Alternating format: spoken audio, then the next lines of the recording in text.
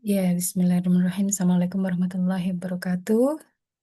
Hari, Waalaikumsalam warahmatullahi wabarakatuh. ya, hari ini kita akan melanjutkan ke bab 2, pembahasan tentang hukum pertama termodinamika. Perslow. Nah, sebelum masuk ke dalam isinya, kita baca dulu ini introduction-nya. Membaca introduction itu penting ya. Walaupun kayaknya cuman kata-kata awal aja gitu, tapi itu memberikan kita gambaran besarnya apa nanti yang akan kita peroleh dari pembahasan di bab ini. Nah, ya jadi di bab ini nanti akan dipelajari yang pertama, dasar-dasar konsep termodinamika. Ya, apa itu kerja, work, apa itu panas, heat, apa itu energi. Nah, definisi-definisi dasar. Kemudian ada yang namanya energi dalam. Nah, kemudian bagaimana apa namanya eh, apa perilaku dari kerja ekspansi nanti ada macam-macam terkait dengan ini apa namanya kesempurnaan gitu ya kesempurnaan transfer energi. Terus ada transaksi panas, baru kemudian entalpi. Jadi ini adalah konsep-konsep dasar. Juga ada perubahan adiabatik. Ini yang perlu nanti kita pahami. Baru terus nanti termokemistri. Ini termokemistri ini perhitungan energi di dalam reaksi-reaksi kimia. Nah, ini biasanya yang kalian waktu SMA sering ini sudah ngitung ya. Entalpi, perubahan entalpi dalam suatu reaksi. Nah, gitu ya. Itu sering. Nah, sekarang kita lihat di sini. eh jadi, hukum pertama di dalam bab 2 ini, hukum pertama termodinamika itu berpusat pada fakta, fakta ya, konservasi energi atau kekekalan energi kalau dalam bahasa Indonesia ya.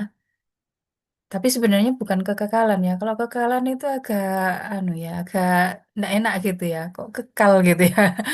Eh, Yang benar bahasa Indonesia dari conservation of energy itu adalah pelestarian energi. Ini gitu ya. Pelestarian energi. Kalau kekal nanti dikira anu tidak fana. Nah, gitu. Iya, ini agak repot juga. Nah, apa maksud dari pelestarian energi ini? Itu adalah experimental observation, pengamatan eksperimental. Jadi ini adalah kesimpulan tentang bahwa ada fakta atau hukum pelestarian energi itu berdasarkan hasil pengamatan eksperimen. Gitu ya, dari hasil pengamatan gitu ya.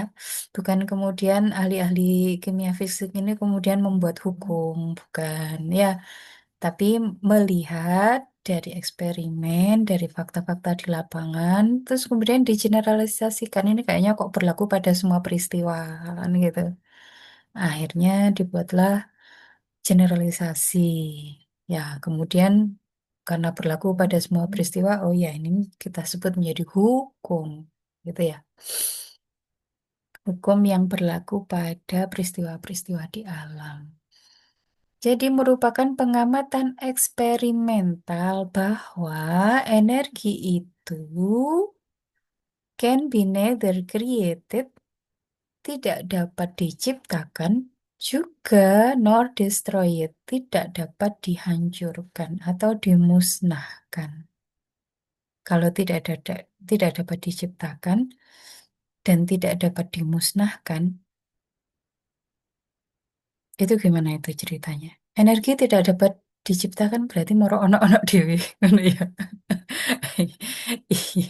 Ya, kita tidak ilmu ilmu sains tidak membahas di balik sesuatu yang sudah tampak sebagai fakta kan gitu ya.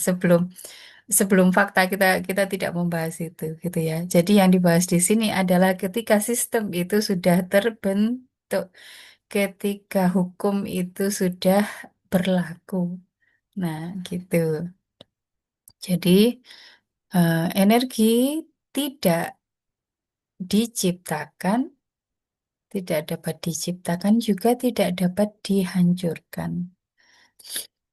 Tentu konsep seperti ini kita bisa bayangkan ya energinya tetap kan gitu. Dan energi tetap itu di mana ceritanya? Pasti hanya terjadi di suatu sistem yang terisolasi. Nah, gitu. Kemarin masih ingat ya, sistem itu ada macam-macam, ada tertutup, ada terbuka, ada terisolasi. Energi tidak bisa keluar masuk sistem itu pada sistem terisolasi. Nah, kalau kemudian kok alam semesta kita ini energi tidak dapat diciptakan dan tidak dapat dimusnahkan. Ah, jangan-jangan sistem alam alam kita ini hidup ini adalah sistem terisolasi. Berarti kita mungkin bisa membayangkan, oh seperti di dalam apa namanya botol termos gitu ya, botol termos. Bukan berarti bahwa di luar botol termos itu tidak ada sesuatu yang lain. Mungkin ada sesuatu yang lain, tapi kita tidak bisa berinteraksi karena energi tidak bisa keluar masuk. Gitu ya. Itu anu apa pemahaman yang perlu kita pahami sehingga tidak kemudian menjadi oh kimia fisika ini oh hukumnya anu ini hukumnya melawan sunnatullah ya tidak bisa begitu. Nah kita harus pemahaman ini yang harus difahami terlebih dahulu. Jadi hukum pelestarian energi ini eh, dan kemudian menunjukkan di bab ini akan ditunjukkan bagaimana prinsip pelestarian energi itu dapat digunakan untuk menguji perubahan-perubahan energi. Hmm. Jadi, energi tidak dapat diciptakan dan tidak dapat dimusnahkan, tapi bukan tidak bisa berubah. Energi bisa berubah. Banyak bentuk energi, gitu ya. Perubahan-perubahan energi yang mengikuti atau menyertai perubahan fisika maupun perubahan kimia. Nanti akan kita lihat bagaimana prinsip ini diterapkan. Intinya pokoknya berarti dalam suatu reaksi terisolasi, ya nanti tidak boleh ada energi yang hilang, gitu ya.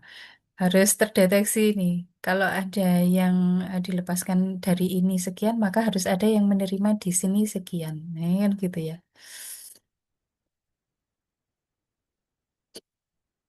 Eh, Bagian besar dari bab ini akan menguji the mean by which the system can exchange energi, bagaimana suatu sistem itu dapat melakukan perubahan atau pertukaran. Exchange itu bukan perubahan ya, tapi pertukaran energi dengan lingkungannya in terms dalam terminologi kerja yang dia lakukan, yang sistem itu lakukan, atau heat, panas yang diproduksi oleh sistem tersebut. Ya, nanti akan kita pelajari. Ya. Konsep target dalam bab ini nanti adalah pengenalan tentang entalpi. Apa itu entalpi? Ya, jadi itu target konsep yang banyak digunakan. Kenapa entalpi ini menjadi penting?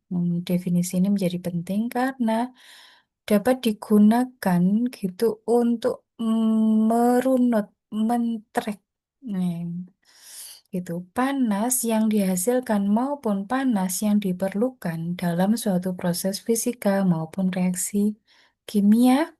Catatan pada tekanan konstan. Gitu ya. Kenapa kok menarik pada tekanan konstan. Iya, karena alam semesta kita ini, di mana reaksi ini terjadi, itu eh, sedemikian besarnya alam semesta kita. Itu sehingga reaksi-reaksi kecil yang terjadi di permukaan bumi kita ini itu selalu berada pada tekanan yang tetap, yaitu 1 atmosfer, gitu ya. Itu karena begitu luasnya apa namanya atmosfer kita, maka tekanannya itu seolah-olah hampir seperti kayak kita memasukkan air ke lautan, maka seperti lautan itu tidak mengalami perubahan volume. Demikian juga karena atmosfer udara di permukaan bumi kita ini begitu besarnya, maka reaksi-reaksi kimia kecil itu eh, seperti tidak menambah eh, gitu ya tekanan dari atmosfer kita.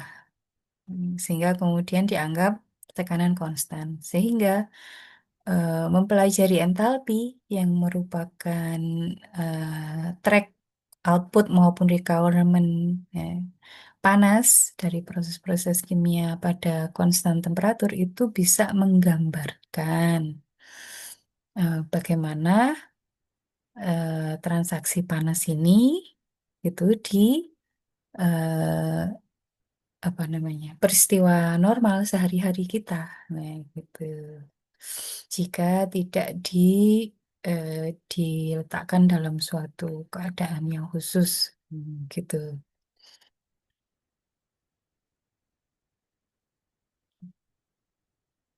We also begin to unfold some the power of thermodynamic. Kita juga akan mulai memperlihatkan kekuatan termodinamika dengan menunjukkan bagaimana hubungan-hubungan itu ada, gitu ya, terjadi antara sifat-sifat sistem yang berbeda-beda. Ya, nanti kita akan melihat beberapa hubungan. Oh, ternyata ada hubungan antara sifat ini dengan sifat itu melalui konsep termodinamika. Kita juga akan melihat satu aspek penting dari termodinamika, yaitu bahwa suatu sifat sistem dapat diukur secara tidak langsung, gitu ya, dengan mengukur sifat yang lain dan kemudian mengkombinasikan beberapa nilai. Jadi tidak harus kemudian mengukur suatu sifat dari sistem, sifat tertentu dari sistem itu harus pakai alat ukur untuk itu, gitu. Ya, tapi bisa diukur secara indirect, secara tidak langsung melalui pengukuran sifat-sifat yang lain yang mungkin alatnya itu menjadi lebih lebih sederhana, gitu ya. Nah, the relation we derive also enable us to discuss the liquefaction. Hubungan-hubungan ini nanti juga memberikan ke kita kesempatan untuk mendiskusikan tentang pencairan gas dan kemudian hubungan yang ada antara kapasitas panas dari zat pada berbagai kondisi yang berbeda. Jadi itu tentang apa yang akan nanti kita pelajari dalam bab ini. Nah, coba ini sebagai awalan ya. Rilis energi, pelepasan energi dapat digunakan untuk menyediakan panas. Panas itu salah satu bentuk energi. Ketika suatu bahan bakar dibakar dalam suatu tungku, eh, dia akan bisa menghasilkan kerja mekanis. Nah, ini kerja ini juga energi juga. Kalau heat tadi itu panas, nah sekarang panas ini bisa digunakan untuk menghasilkan kerja mekanis, berarti kerja gerakan, gitu ya. ketika suatu bahan bakar itu dibakar dalam suatu mesin. Nah, contohnya itu kalau kendaraan kan gitu. Fuel, bahan bakar, dibakar di mesin motor. Nah, mesin motor atau mesin mobil, maka nanti menghasilkan panas ya, dibakar itu menghasilkan panas. Panas itu kemudian bisa dirubah untuk menghasilkan kerja mekanis sehingga mobilnya atau motornya itu bisa jalan. Dan juga tidak hanya menghasilkan kerja mekanis dan juga bisa menghasilkan kerja listrik. Ya, gitu ya. Kerja listrik. Ya. Ketika suatu reaksi kimia itu memompa elektron melalui suatu sirkuit, sirkuit, sirkuit elektrik. Nah, gitu, sirkuit listrik. Nah, jadi ini salah satu contoh bentuk energi. Yang pertama heat, panas. Yang kedua mechanical work, kerja mekanis. Yang ketiga electrical work, kerja listrik. Itu juga bentuk-bentuk energi. Di dalam kimia, kita lebih cenderung gitu ya, cenderung untuk melihat suatu reaksi yang bisa menghasilkan gitu, yang bisa menghasilkan panas dan kerja.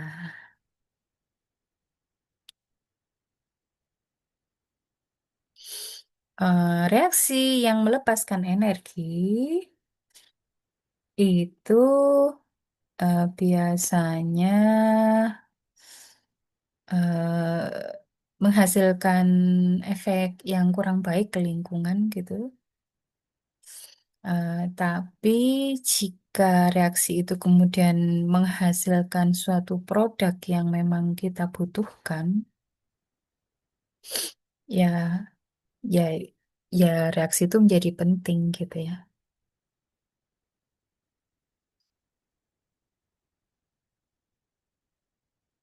Termodinamika itu adalah studi tentang perubahan energi atau transformasi energi atau dinamika energi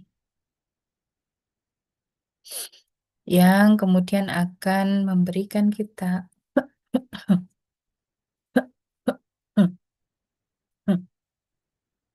kita kemampuan untuk eh, menghitung perubahan itu secara kuantitatif dan kemudian kita bisa, hal yang penting ini adalah dalam suatu ilmu itu adalah bisa digunakan untuk memprediksi gitu ya, untuk memprediksi.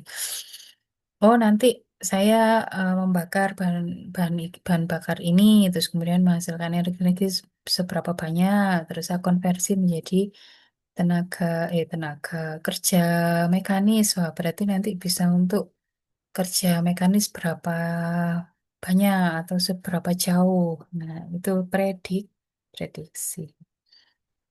Baik, basic konsep. Oh, ini yang kemarin ya, tentang sistem surrounding lingkungan, jenis-jenis sistem.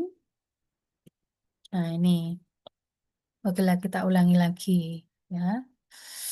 Di dalam kimia fisik, kajian kimia fisik, universe ini dibagi, alam semesta ini dibagi menjadi dua bagian, yaitu sistem dan lingkungan. Sistem dan surroundings. Its surrounding.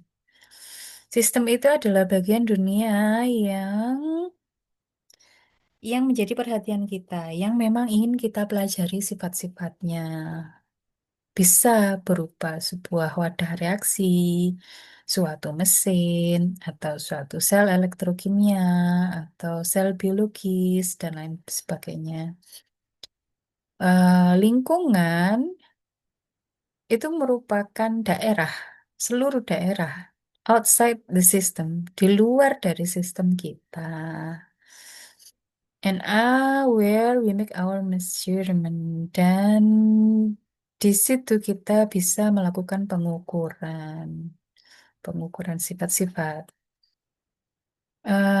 Tipe dari sistem bergantung pada karakteristik boundary-nya atau batasnya itu dibagi menjadi yang pertama, jika materi dapat eh, melintas melalui batas di antara sistem dan lingkungan, kita sebut itu sistem terbuka atau open system. Itu kalau materi bisa keluar masuk ya, sistem lingkungan. Jika materi tidak dapat keluar masuk melewati batas sistem, maka itu disebut sistem tertutup. Jadi materi tidak bisa keluar masuk, tapi energi bisa ya. Baik sistem terbuka maupun tertutup itu dapat melakukan pertukaran energi dengan lingkungannya.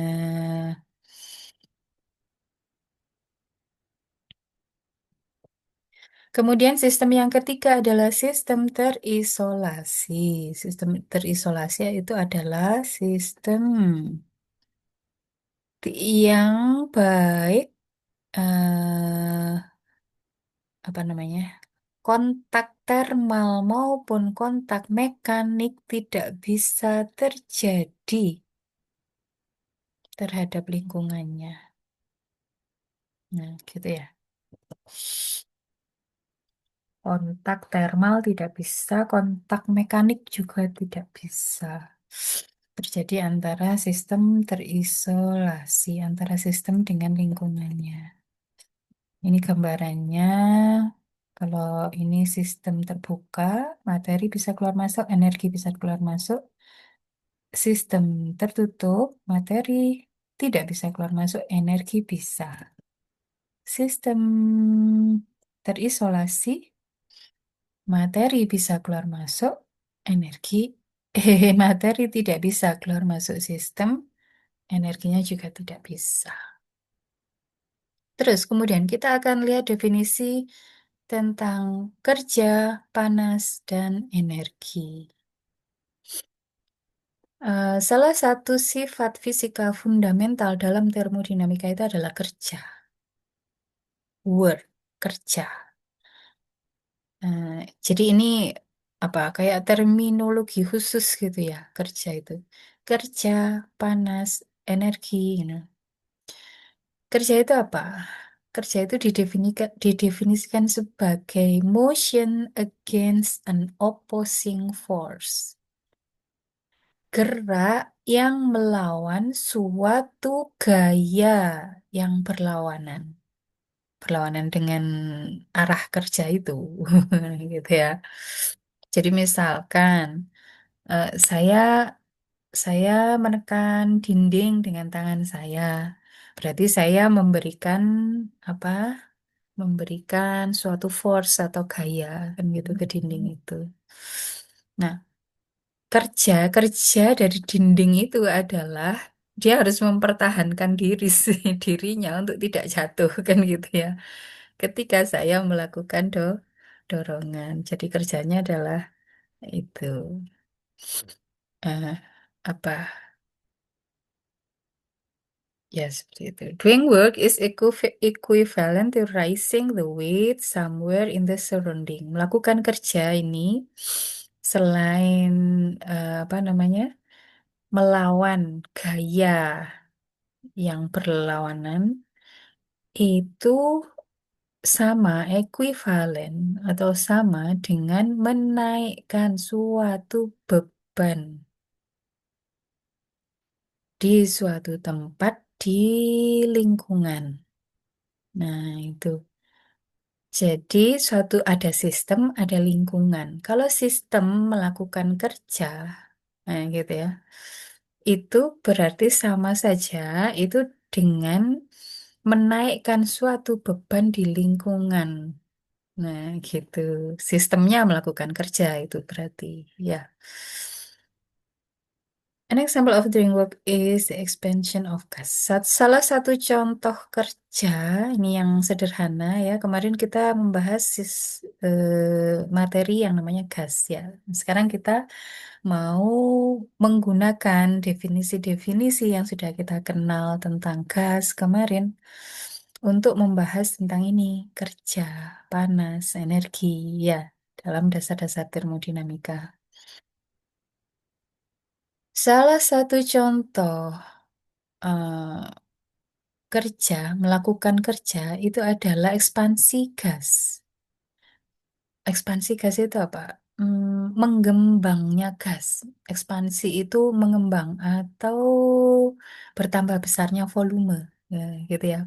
Jadi perubahan volume. Ekspansi gas that push out a piston. Jadi suatu ekspansi gas yang mendorong keluar piston. Piston itu, ini kalau yang cowok-cowok mestinya tahu ya. Piston itu suatu penutup yang bisa digerakkan, bisa digerakkan naik turun atau ya pokoknya bisa digerakkan, bisa ke samping kanan kiri, bisa ke atas bawah dengan apa licin gitu ya, dengan mudah. Nah gitu itu piston. And raise a weight dan kemudian mengangkat suatu beban. Nah, gitu ya. Jadi gas itu mengembang, terus kemudian dia mengangkat piston di mana gas itu berada, sehingga naiklah sebuah beban. Nah, itu melakukan kerja. Itu berarti gas itu melakukan kerja. Suatu reaksi kimia yang mengalirkan suatu aliran listrik melalui suatu tahanan atau resistansi. Nah, itu kan berarti apa namanya? Resistansi itu kan ya tahanan ya kalau di listrik itu suatu yang menghalangi untuk berjalan gitu ya listrik untuk elektron itu berjalan kan gitu. Nah, suatu reaksi kimia yang dapat menggerakkan aliran elektron, nah gitu, melalui suatu resistansi itu juga merupakan suatu kerja. Kerjanya dari mana? Karena melawan itu tadi, melawan resistansi itu. Sehingga listrik yang kalau tidak melawan dia tidak bisa mengalir, akhirnya kemudian bisa mengalir. Berarti reaksi kimia itu melakukan kerja.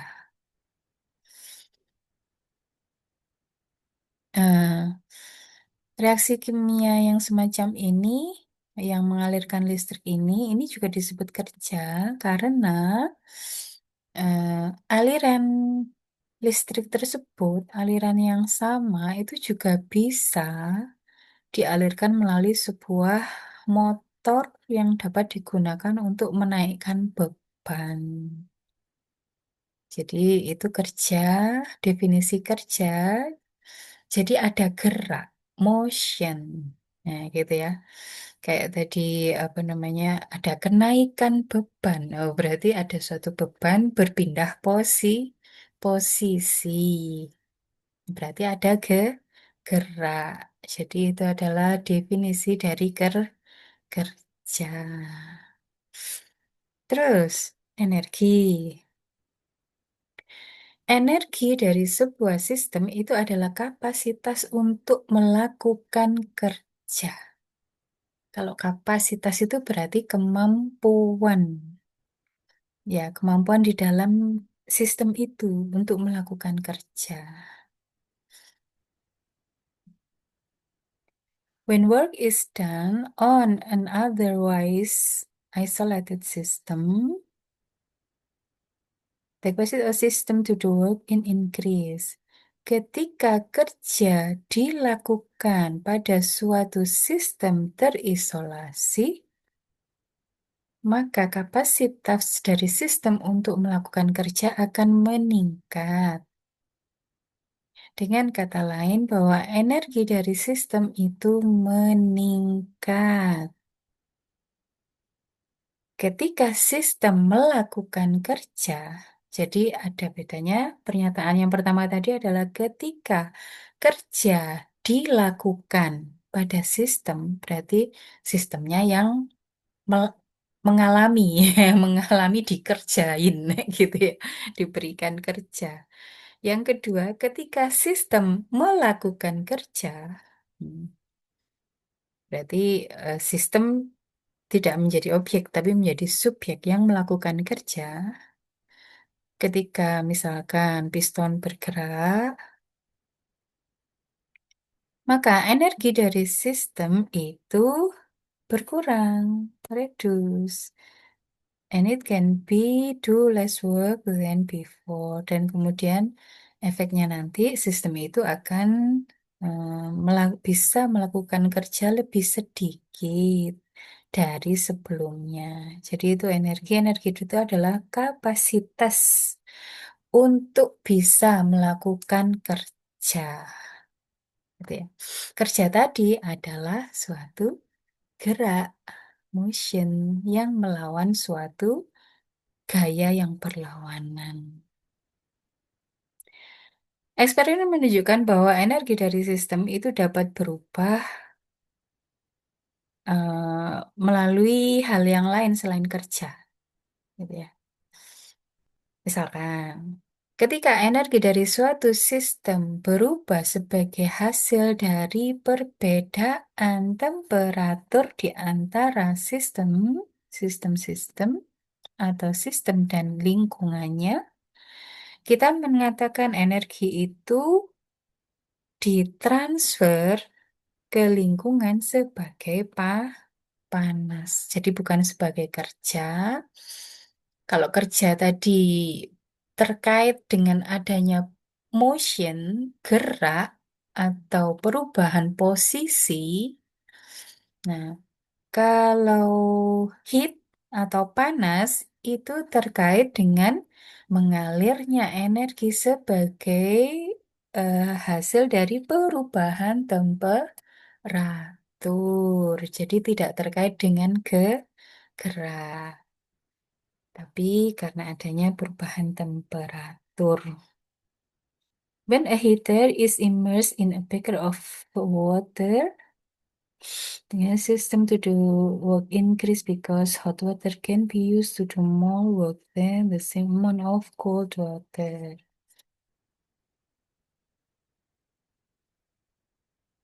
Hmm. Tidak semua batas atau boundary itu mengizinkan transfer energi. Even though there is a temperature difference between system and its surrounding. Ya, dapat tidaknya energi ini tertransfer sebagai panas itu tergantung pada jenis batasnya, batas sistemnya atau boundary-nya. Kalau batasnya yang sistem terisolasi, ya panas tidak bisa keluar masuk. Walaupun ada perbedaan energi antara sistem dengan lingkungan. Jadi itu ya, apa namanya, definisi kerja ini terkait dengan gerak, adanya gerak.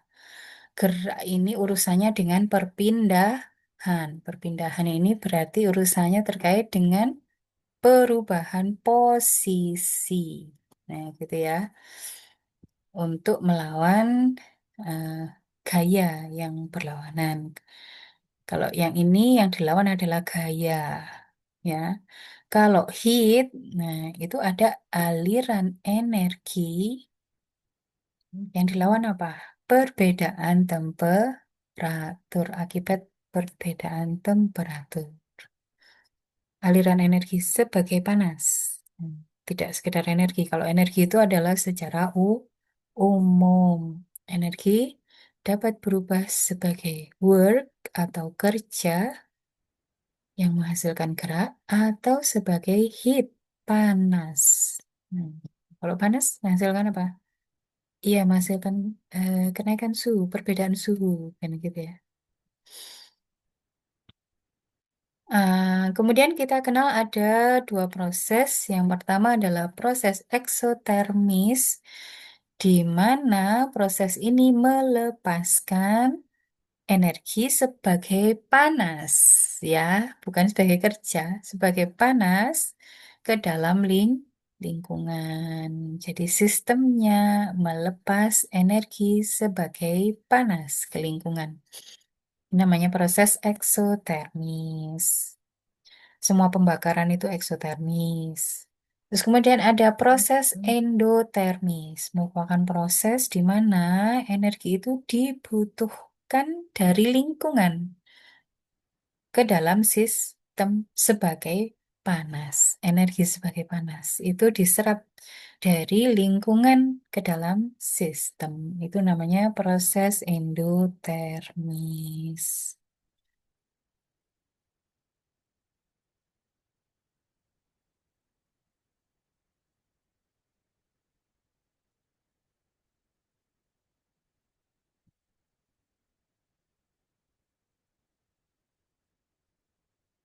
Ini ada yang perlu diingatkan. It must be never be forgotten. Tidak boleh dilupakan bahwa heat is a process. Heat itu adalah proses. Proses apa? Proses transfer energi sebagai hasil dari temperatur yang berbeda. Yaitu kita harus mengingat-ingat itu ya. Heat itu adalah proses, not an entity, bukan sebuah apa entitas atau sebuah benda. Nah, gitu.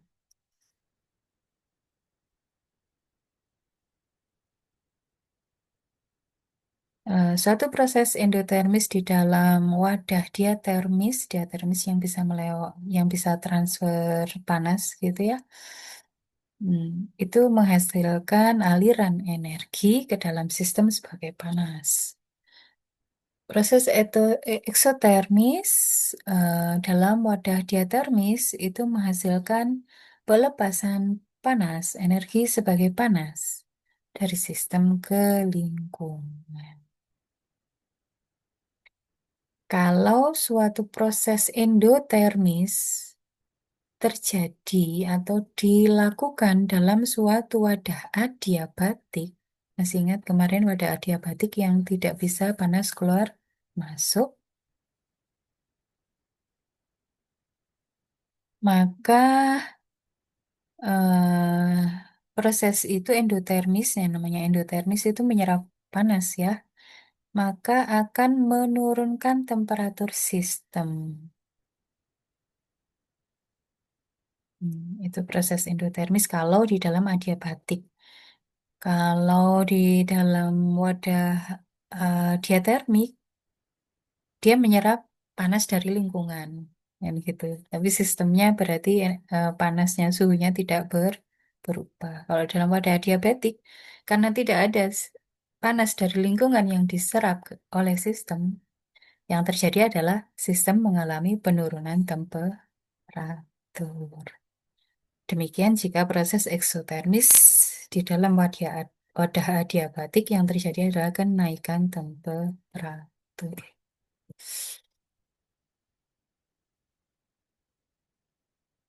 Interpretasi molekuler dari panas dan kerja. Nah, ini kita lihat saja ya, karena ini masih dasar. Dalam terminologi molekuler, heating, memanaskan, itu adalah transfer energi yang kemudian akan dapat digunakan untuk disorderly molecular motion, akan menjadikan gerak molekuler yang tidak beraturan atau yang tidak teratur, gitu ya. Itu heating, memanaskan. Transfer energi yang membuat gerak molekuler menjadi tidak teratur. Gerak tidak teratur dari molekul ini disebut sebagai thermal motion atau gerak termal.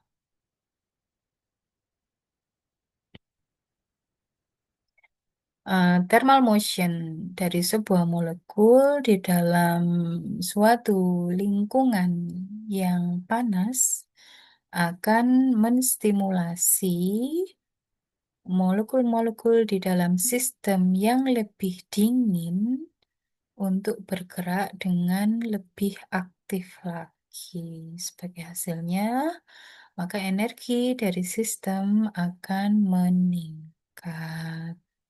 Karena kalau geraknya semakin aktif, semakin tidak beraturan, nah, maka suhunya akan meningkat, akan terjadi heating. When a system heat its surrounding, ketika suatu sistem memanaskan lingkungannya, molekul of the system stimulate.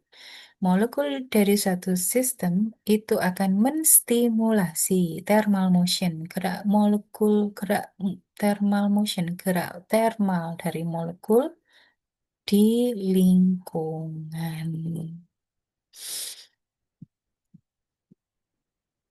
Nah, sebagai eh, kontrasnya, sebagai lawannya dari thermal motion ini tadi, gerak molekuler tidak beraturan ini, work atau kerja itu adalah transfer energi that makes use yang digunakan untuk organize motion, yang digunakan untuk membentuk gerak terorganisasi.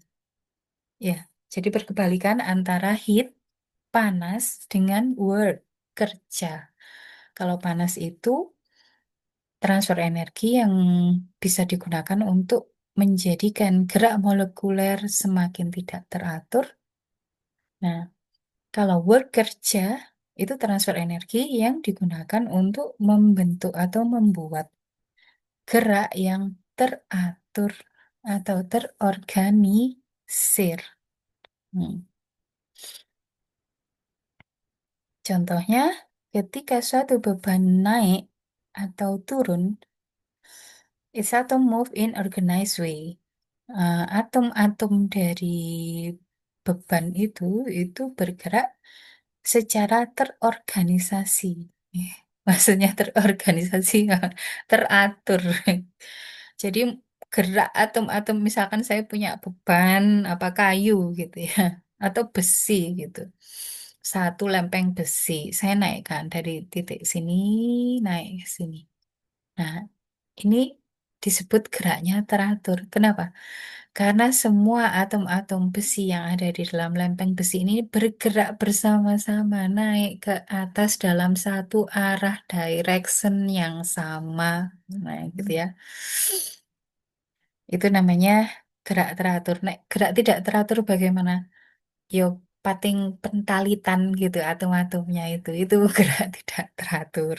Ya. Atom in a spring move in orderly way when it is wound. Hmm, ini gambaran tentang pemanasan itu tadi ya, transfer panas itu tadi ya. Ini sistem, ini lingkungan. Eh, Apa ini? When energy is transferred to surrounding as heat, ketika energi ditransfer ke lingkungan sebagai panas dari sistem ke lingkungan, maka akan menstimulasi sebagai panas ya, ditransfer sebagai panas, maka transfer energi tadi akan menstimulasi gerak ajak dari atom-atom di lingkungan. Ini disebut gerak gerak termal dari lingkungan.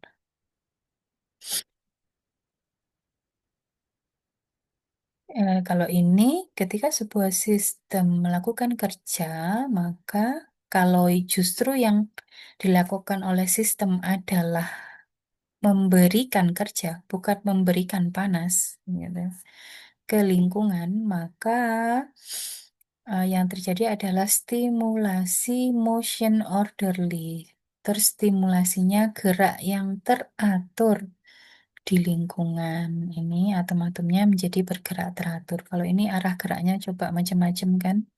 Tidak beraturan acak. Nah, kalau ini contoh ini atom-atomnya bergerak dalam satu arah yang sama dengan mungkin kecepatan gerak yang sama, kan gitu ya. Nah, itu gerak yang teratur. Itu berarti sistem melakukan kerja pada lingkungan.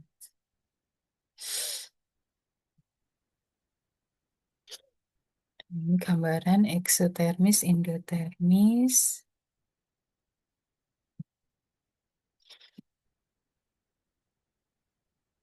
Yang pertama itu di dalam sistem adiabatik.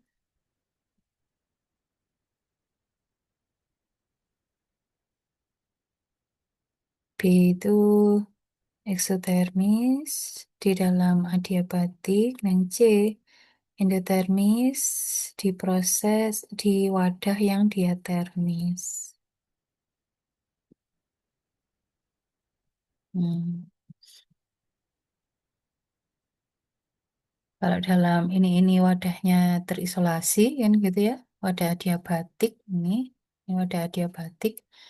Maka kalau ada reaksi endotermis di dalam sini, reaksinya kan menyerap panas. Karena panas tidak bisa keluar masuk, sistem yang terjadi adalah temperatur sistem akan menurun. Kalau reaksinya yang di dalam sistem terisolasi ini eksotermis, maka suhu sistem akan naik karena panas tidak bisa keluar masuk sistem ke lingkungan. Kalau yang gambar CD ini batasnya adalah diatermik, maka panas bisa keluar masuk. Maka kalau terjadi reaksi endotermis, panas diserap dari lingkungan, akhirnya suhu sistem tidak berubah, tidak turun, tidak naik. Kalau yang D ini reaksi eksotermis dalam wadah diatermik, maka panas keluar dari sistem ke lingkungan, sehingga sistem itu suhunya tetap.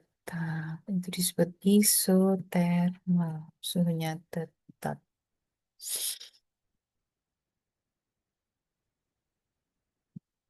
Ada contoh lain tadi dari gerak itu adalah atom-atom dalam suatu spring itu apa pair ya, pair itu move in orderly way, bergerak di dalam gerakan yang teratur ketika pair itu terbuka. Di elektron-elektron di dalam suatu aliran listrik itu bergerak dalam arah yang teratur karena dalam satu arah yang sama ya. Ketika dia mengalir, itu juga kerja berarti. Nah, ketika suatu sistem melakukan kerja, maka itu akan menyebabkan atom-atom atau elektron di lingkungannya itu bergerak dalam suatu cara yang terorganisasi atau teratur. Demikian juga sebaliknya, jika gerak itu dilakukan pada sistem, berarti sistemnya yang menerima kerja, gitu ya, yang dikerjain sistemnya. Molekul di lingkungan itu eh, melakukan transfer energi ke dalam lingkungan sehingga menyebabkan atom-atom di dalam sistem sehingga menyebabkan atom-atom dalam sistem itu bergerak secara terorganisasi atau teratur.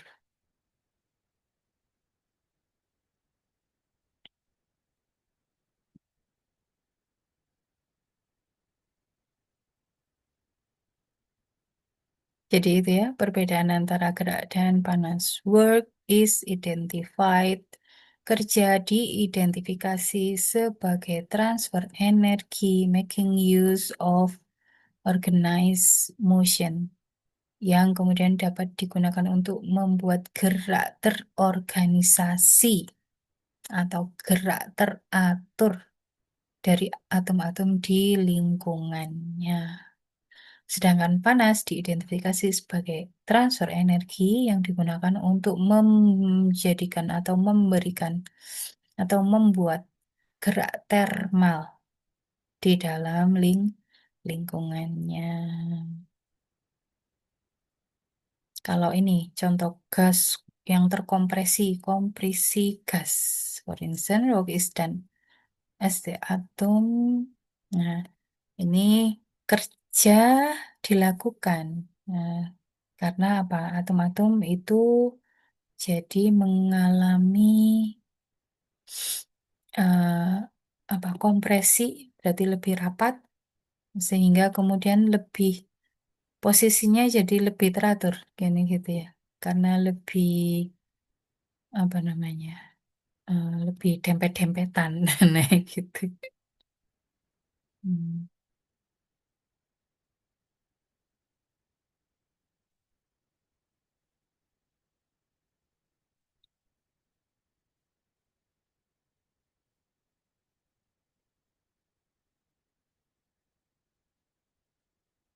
Nah, itu tadi tentang definisi kerja, energi, dan panas. Hal pentingnya itu tadi, kerja itu terkait dengan perubahan secara physically tadi, perubahan ke gerak atau motion yang terkait dengan gerak atau perpindahan atau motion.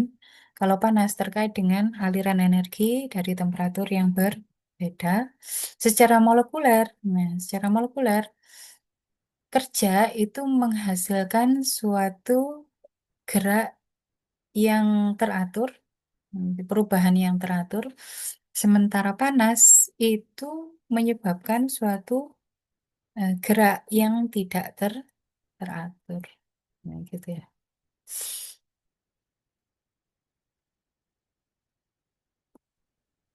Itu secara apa namanya interpretasi molekuler. Sampai sini kok sudah jam 10 ini ya? Eh, Baiklah, karena sudah jam 10 energi dalam, mungkin karena ini panjang, kita lanjutkan pada pertemuan berikutnya. Baiklah, ada pertanyaan sampai sini?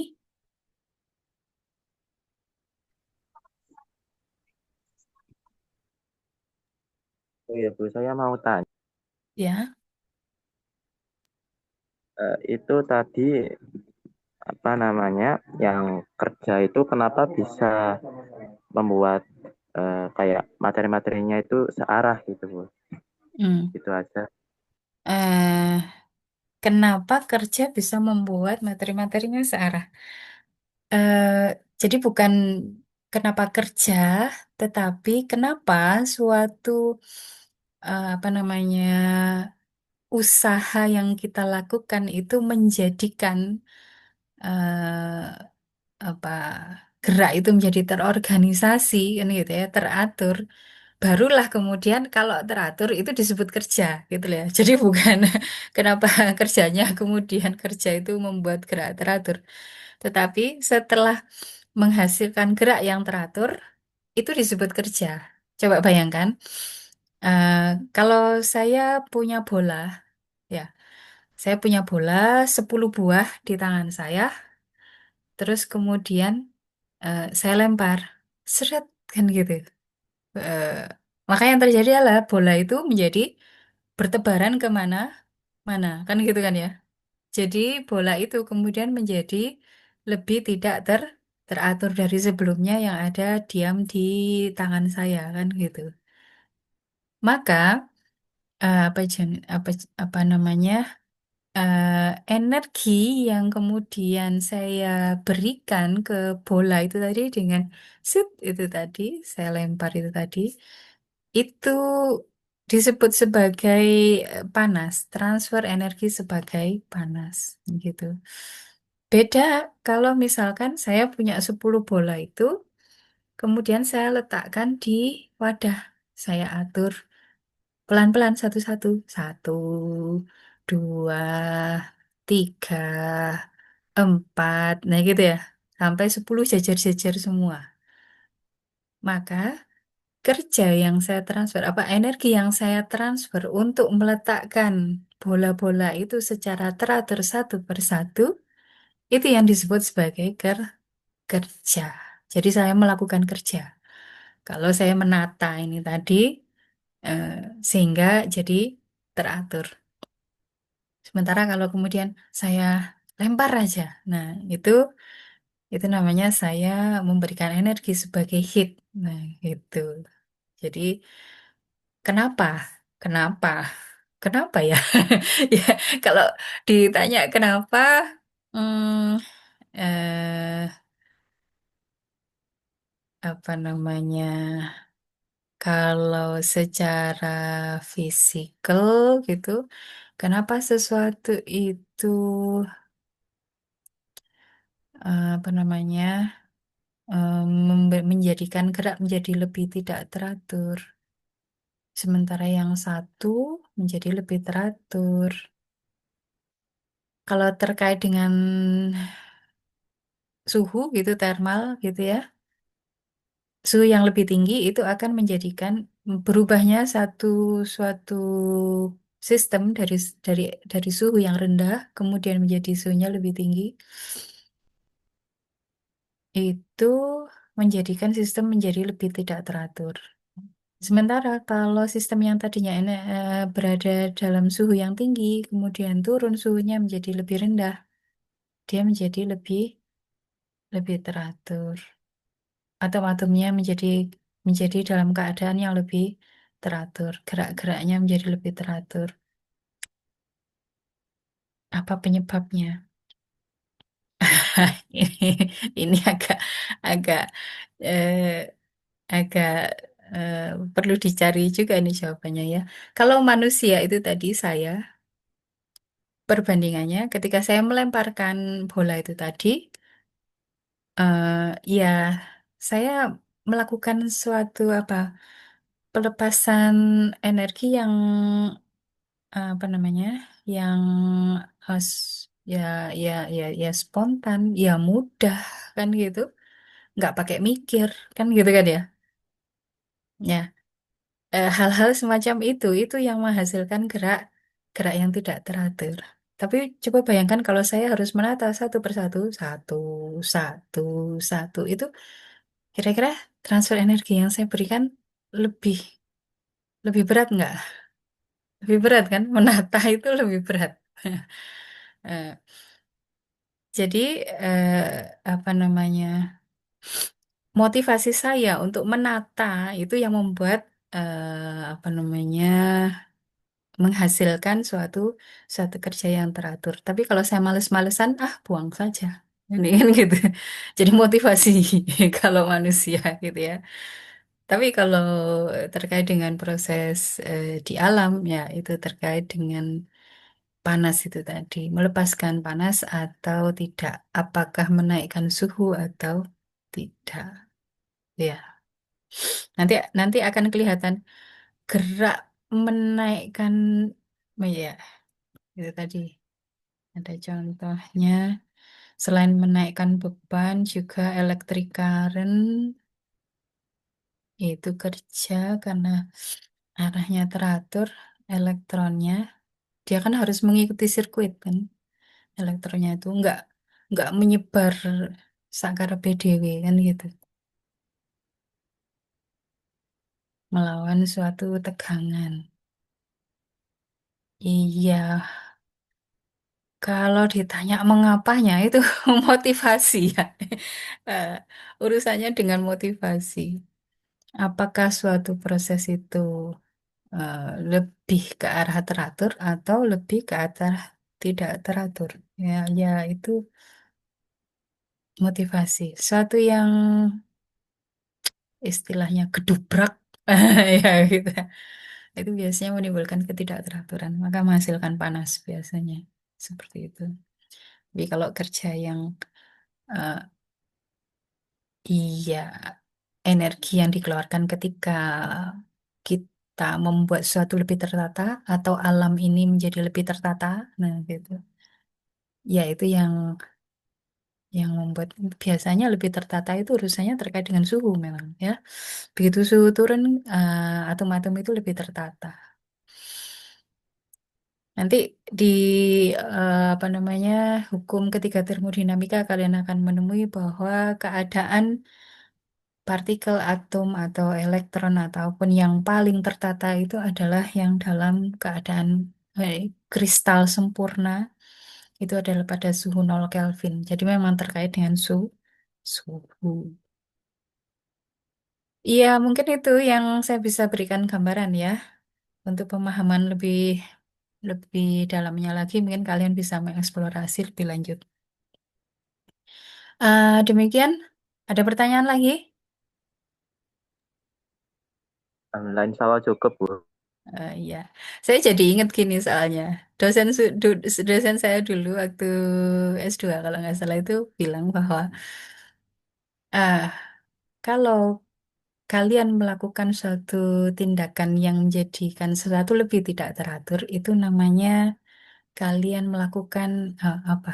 Lupa saya. Nanti saya ceritakan berikutnya aja. Baiklah, untuk saat ini perkuliahan kita cukupkan sekian.